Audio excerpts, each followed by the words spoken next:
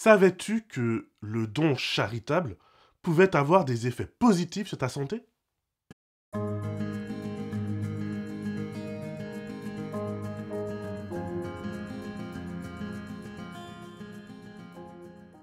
Bonjour et bienvenue pour un nouvel épisode de Croître en Christ. Nous avons commencé cette saison avec un sujet très important. En effet, notre rapport aux exigences divines détermine en grande partie le reste de notre spiritualité. Et il n'y a pas de sujet plus important et plus vital en termes de conception de Dieu que l'usage de nos ressources, de nos talents et particulièrement de notre argent. Et on l'a vu ensemble. C'est vraiment pas évident de trouver le juste milieu. C'est que des deux côtés, il y a un piège. Soit celui d'être trop laxiste, c'est-à-dire que finalement on réduit notre relation à Dieu à une relation de Père Noël porte-bonheur. Soit de l'autre côté, on risque d'être trop légaliste et de faire passer Dieu pour un dictateur immoral. Bien sûr, entre les deux, il y a un chemin. Certes périlleux, certes plus lent et plus fragile, mais lorsqu'on marche avec Jésus pour guide, on a l'assurance d'arriver à bon port. Et ultimement, c'est vraiment ce que je souhaite que tu retiennes de cette série d'études. Jésus peut avoir un impact considérable dans ta vie. Suivre son exemple, c'est se rendre libre d'explorer l'idéal divin pour ta vie. Et je peux te le dire, tu ne resteras pas le même. Ta vie ne restera pas inchangée. Et quel est le plus grand exemple de Jésus si ce n'est son esprit de service? Cet esprit de service vient apporter du concret à son amour. L'amour, c'est bien. L'amour, c'est l'intention, c'est le ressenti. C'est du domaine un peu de l'abstrait. Comment cet amour se montre? Comment cet amour me touche? Comment cet amour me relève et me remet sur mes pieds? Eh bien, c'est par l'action très concrète qu'inspire l'esprit de service. Cet esprit de service donne et se donne. Il répare, il remplace, il redonne 77 fois cette fois. Cet esprit de service fait de Jésus un être différent de tous les autres. Aucun génie, aucun maître, aucun seigneur et aucun roi, aucun juge ni aucun administrateur, aucun philosophe ni aucun prophète. Et surtout, aucun Dieu n'a autant servi les autres que l'a fait Jésus. Qui d'Allah ou de Bouddha a donné sa vie pour ses disciples? Qui de Zeus ou d'Astarté a accepté de devenir le serviteur de tous? Non, vraiment, Jésus est unique en son genre. Jésus est la manifestation visible de l'amour divin, et l'esprit de service est au cœur de cette manifestation. C'est pourquoi, aujourd'hui, je vais te dire pourquoi la dîme est une merveilleuse manière d'exprimer et de vivre cet esprit de service. On verra pourquoi la dîme est en bénédiction pour celui qui donne tout autant que pour celui qui la reçoit. Et si tu veux avoir une vision vraiment complète de ce qu'est la dîme dans la Bible, je t'invite à aller regarder ma première vidéo de cette série qui s'appelle Nos croyances. Tu verras qu'entre ce que la Bible en dit et ce qu'on en fait, il y a un petit écart. Mais qu'importe. Il reste important comme principe de don et de service, et c'est justement ça, c'est justement sur ce sujet, sur ce point, que je voudrais mettre l'accent aujourd'hui. Et au cas où tu ne saurais pas ce qu'est la dîme, c'est un terme que l'on retrouve dans la Bible et qui désigne un dixième de quelque chose. Dans la majorité des cas, ce dixième désigne 10% des biens, particulièrement des récoltes que les Israélites pouvaient avoir en une année, mais aussi des gains militaires ou autres. Et cette dîme, ou plutôt je devrais parler de ces dîmes au pluriel, puisqu'il y en avait au moins 3, voire 4, selon la manière dont on découpe les choses. Donc ces dîmes servaient à entretenir les prêtres, le temple, les lévites, c'est-à-dire les assistants des prêtres, et les pauvres. Bon, je m'arrêterai là pour la description de ce qu'est la dîme, car je t'invite vraiment à aller voir ou revoir mon étude sur ce sujet. Dans la description de cette vidéo sur la dîme, Tu trouveras des marqueurs qui te permettent de naviguer comme dans les chapitres d'un livre. Alors, n'hésite pas à les utiliser. Pour revenir à la réflexion de ce jour, je te propose de voir en quoi la dîme, ou disons en tout cas de manière plus générale le don, en quoi le don peut-il non seulement nous être bénéfique, mais également nous aider à vivre l'esprit de service du Christ.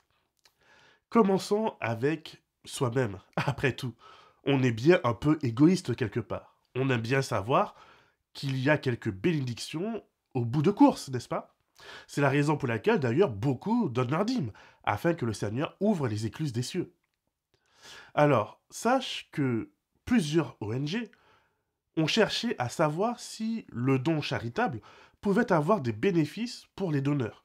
Et il y en a au moins une, l'ONG Sauvons les enfants, qui a réussi à tracer des études scientifiques qui ont des choses intéressantes à dire à ce sujet.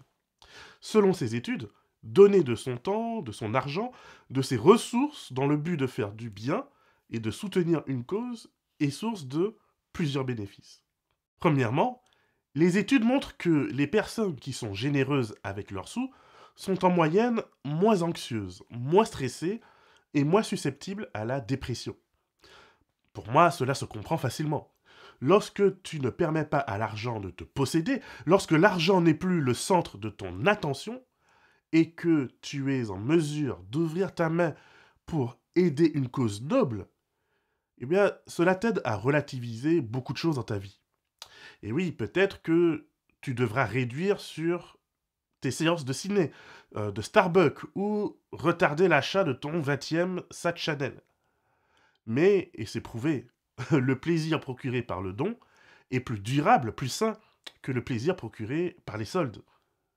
C'est quand même une véritable bénédiction quand on sait que l'anxiété, l'angoisse et le stress sont responsables de la quasi-totalité des maladies mentales et de la majorité des maladies physiques qui en sont finalement l'expression. Et donc, non seulement donner lutte contre l'angoisse, mais donner booste également ton estime de toi-même. Non seulement faire preuve de générosité avec ton temps et ton argent, ça lutte contre ton déclin psychologique, psychique, mais cela va même te booster psychologiquement. Avoir cette conviction qu'on participe à une cause importante, c'est quelque chose de vraiment génial. Et dis-moi, qu'est-ce qu'il y a de plus important que de répandre la bonne nouvelle? Cette bonne nouvelle qui parle du prochain retour de Jésus. Ce message qui invite chaque être humain à se laisser réconcilier avec le Père Créateur. Ce message qui dit à chaque personne qu'elle est précieuse, qu'elle a une valeur inestimable. Combien d'intouchables dans le monde ont-ils besoin d'entendre ce message? Je ne parle pas que de cette caste malheureuse en Inde. Je parle de toutes ces personnes qui sont devenues intouchables autour de toi pour mille et une raisons. Trop pauvres, divorcés, enfants hors mariage, des personnes qui votent et soutiennent le mauvais parti politique. Bref, combien de personnes sont intouchables par nous parce qu'elles ne croient pas comme nous ou parce qu'elles sont, selon nous en tout cas, trop en retard sur le chemin de la foi. Le message de la Bible contient une nouvelle merveilleuse. C'est la libération des intouchables et des indignes, car aux yeux de Jésus, plus tu es loin, plus tu es perdu, plus tu es rejeté, et plus il insistera pour aller te chercher. Je trouve cela vraiment merveilleux. C'est vraiment un bon deal. C'est deux pour le prix d'un. En propageant ce message que chaque être humain est une perle de grand prix pour Dieu, tu l'entends toi aussi en boucle, et chaque jour, cela t'aide à y croire davantage. Et l'effet dans ta vie est garanti. Plus jamais tu ne laisseras un patron, un mari, un camarade, un professeur, même un parent ou un pasteur te traiter comme un moins que rien. Tu es une perle de grand prix. Et il y a plus de joie dans le ciel pour un seul pécheur qui se repent que pour 99 justes qui n'ont pas besoin de cette repentance. Mais j'aimerais tellement que cette phrase de Jésus et la profondeur de cette phrase nous percute dans nos habitudes spirituelles. Nous mettons souvent sur l'estrade et en vitrine de nos églises nos parfaits, nos 144 000 justes. Alors que Jésus te dit, mais pousse-toi de là, arrête de gâcher ma vue, je veux taper des mains pour mon frère qui chemine et qui titube, je veux l'encourager, je veux lui dire qu'il ne faut pas perdre espoir. Jésus est le plus grand fan des sportifs qui entreprennent le chemin de la repentance, car il sait que ce chemin est périlleux, il sait que sans ses directives, sans ses encouragements et sans son amour, personne ne passera la ligne d'arrivée. Mais Jésus est prêt à nous encourager. Plus encore, Jésus est prêt à nous rejoindre, à nous porter, à nous soutenir. Cher ami, si la beauté de ce message ne te donne pas du peps au réveil, alors je sais pas, mais en ce qui me concerne, j'arrive plus à contenir mon excitation. Je veux voir cette prochaine personne qui a été rejetée par tous et par toutes, cet intouchable aux yeux des personnes respectables. Moi, je n'attends qu'une chose, c'est de pouvoir voir cette personne être transformée par Dieu et devenir une lumière si éclatante que je devrais porter des lunettes de soleil pour la regarder. Allez, la troisième raison est que le don est dans notre nature. Jésus dira qu'il y a plus de joie à donner qu'à recevoir. C'est un fait. D'ailleurs, que font d'après toi les milliardaires une fois qu'ils se rendent compte qu'ils ne savent plus quoi faire avec leur argent? Allez, au bout de quelques milliards, et une fois que tu t'es acheté 2-3 yachts, 2-3 avions jet privés, des supercars que tu n'auras jamais le temps de toutes les conduire, que reste-t-il? Bizarrement, ces personnes, ces milliardaires, veulent qu'on se souvienne d'elles comme des personnes généreuses qui ont autant donné qu'elles ont reçu de la vie. Donner, il faut le comprendre, cela nourrit un élément profond de notre être, un élément qui nous met en harmonie avec le cœur généreux de Dieu. Et ça, c'est vraiment quelque chose de génial. C'est quelque chose qui vient booster notre bonheur et notre relation avec Dieu. La quatrième raison, et non pas des moindres, c'est qu'une fois que tu commences à cumuler les 3 autres raisons, les 3 autres bénédictions, tu débloques une option supplémentaire. En étant moins stressé, en ayant une meilleure compréhension de ta valeur et en boostant ton bonheur, ton estime de toi, tu favorises au niveau psychologique ta longévité de vie.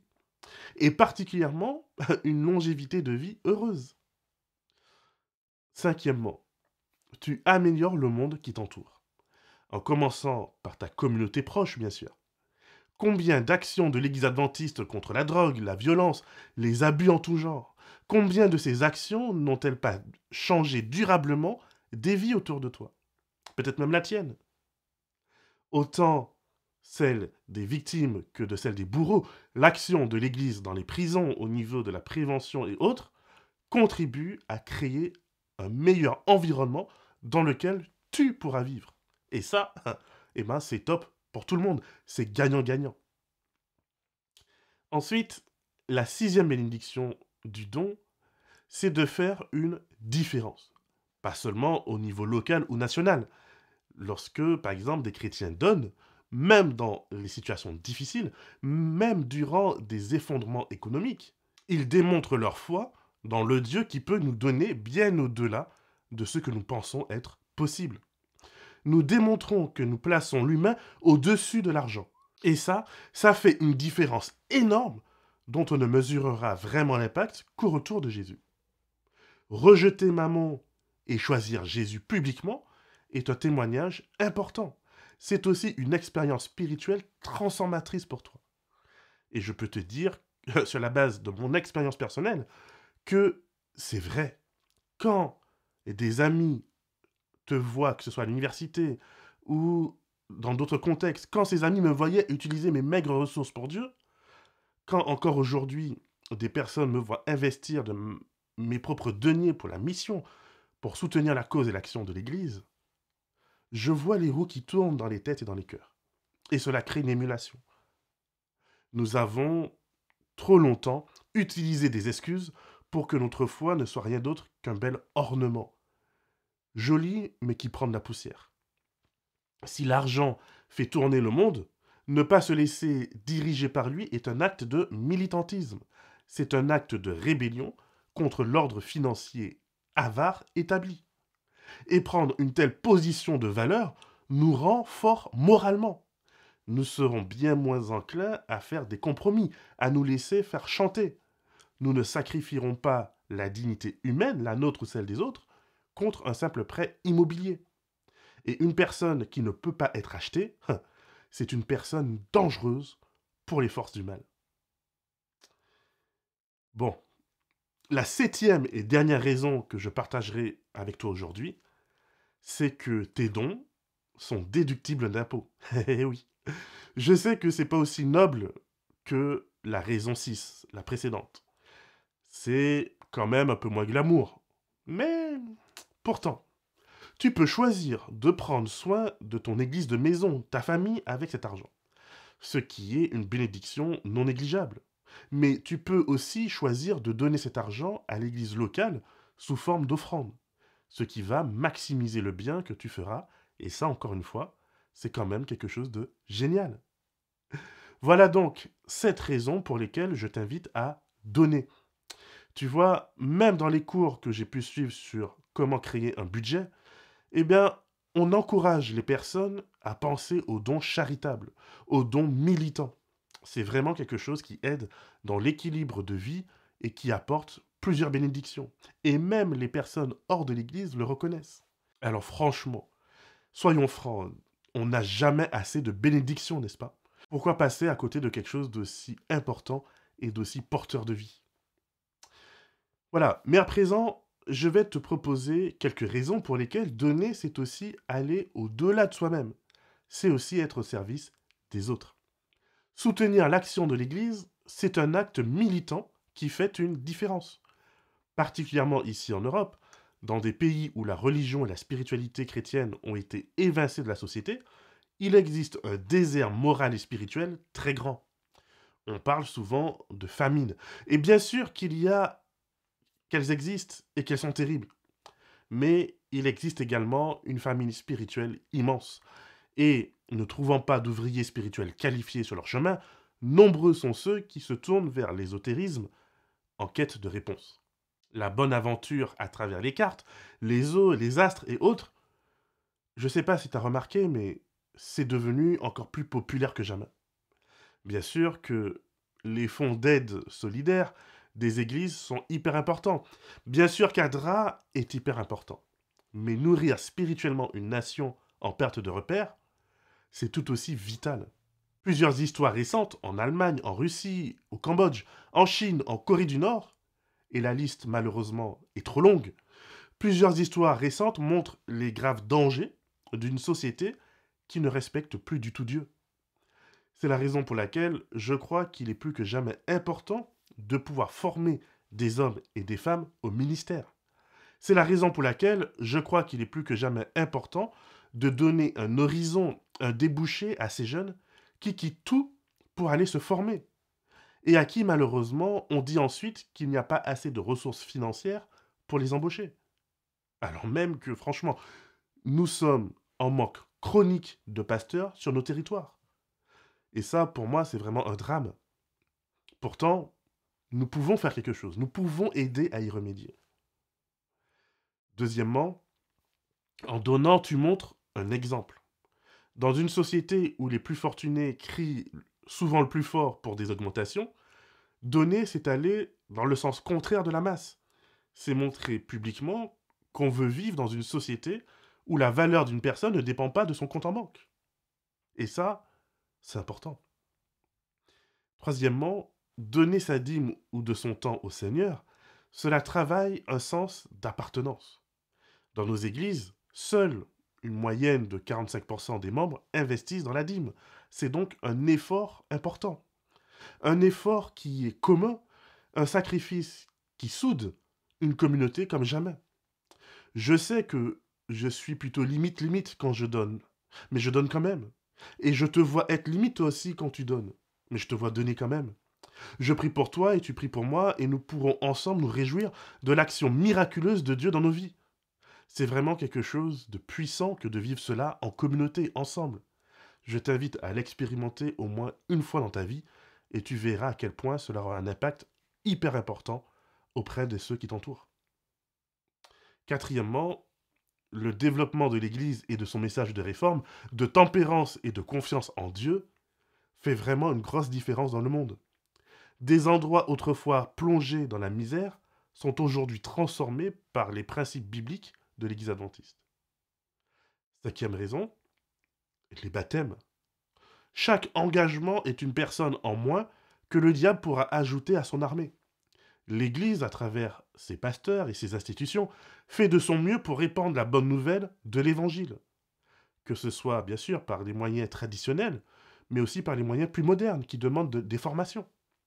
La bonne nouvelle de Jésus est annoncée à des personnes qui répondent présentes et qui ont soif de Dieu. Et quel que soit le bien que c'est vrai, on peut faire de manière individuelle, lorsqu'on est un groupe animé par une vision commune et qu'on laisse Dieu guider nos pas, je peux t'assurer que les démons tremblent. La sixième raison, lutter contre la violence et la haine. Si tu regardes mon étude détaillée sur la dîme, tu verras que ce principe s'applique également à des institutions comme ADRA. Donner, c'est aussi prendre soin des besoins matériels d'une personne. C'est redonner le sourire à des familles, qu'elles soient chrétiennes ou pas. Donner, c'est rendre sa dignité à une personne. C'est faire un candidat de moins à la guerre et à la boucherie, à laquelle travaillent activement les anges déchus. Par nos dons, nous prenons soin de l'humanité entière, sans distinction de race, de couleur, de culture et même de religion. Et ça, c'est un puissant témoignage de l'amour divin qui touche tous les êtres humains. Pour finir, et septième raison, donner est une marque de confiance envers Dieu. Et oui, bien que je ne sois pas d'accord avec une vision magico-religieuse de la dîme, cette fameuse vision qui voudrait qu'en donnant la dîme, on obtient des trésors supplémentaires au ciel. Cette vision, personnellement, je trouve qu'elle n'est pas très respectueuse des textes en réalité. Mais je crois malgré tout que toute relation a besoin de confiance pour grandir. C'est grâce à la confiance que l'on peut croître dans sa foi, dans sa relation avec Jésus.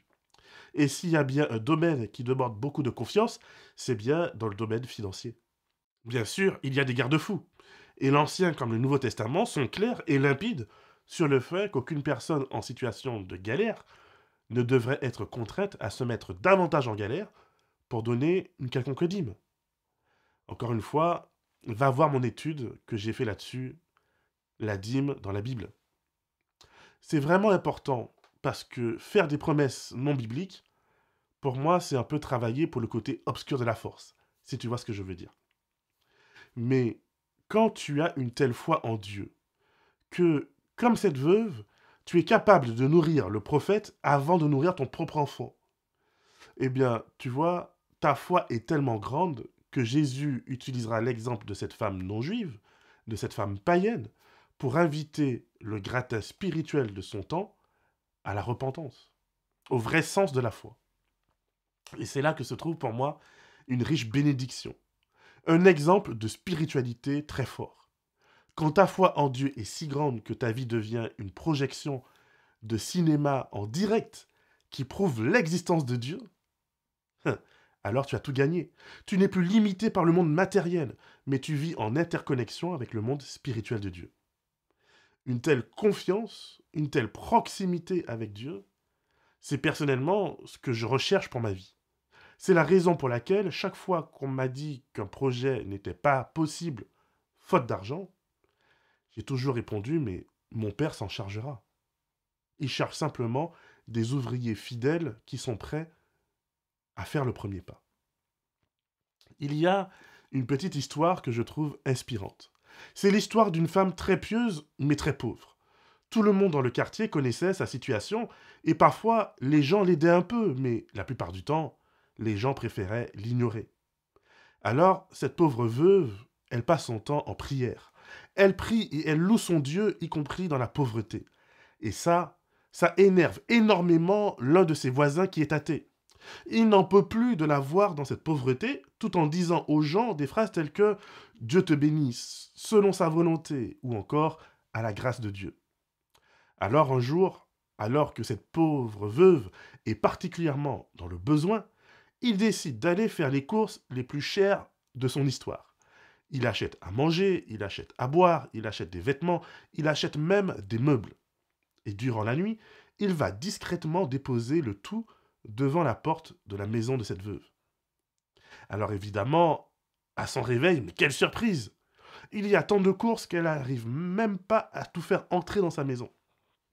Elle se met alors à chanter, elle se met à louer Dieu, et tout le voisinage l'entend. Elle s'écrie, mais merci Seigneur, tu es le Dieu qui répond, tu es le Dieu de fidélité, gloire soit rendue à Dieu. Et c'est justement à ce moment que son voisin athée vient la voir et lui dit, mais non, ce n'est pas Dieu, c'est moi qui ai exaucé ta prière. Alors cette veuve lui répond, mais gloire à Dieu d'avoir touché ton cœur. Mais cette fois, ce voisin, il se met carrément en colère. Il lui dit, mais je ne crois pas en ton Dieu stupide. C'est pas lui qui est allé au magasin. C'est pas lui qui a même puisé dans ses épargnes pour t'acheter tout cela. C'est moi. C'est moi qui ai fait tout cela. C'est moi ton voisin athée. C'est moi qui ne crois pas en Dieu parce que Dieu n'existe pas. Alors, cette femme le regarde longuement. Puis, elle finit par lui répondre. Mon ami, quand Dieu décide de répondre à une prière, même le diable se met au garde-à-vous.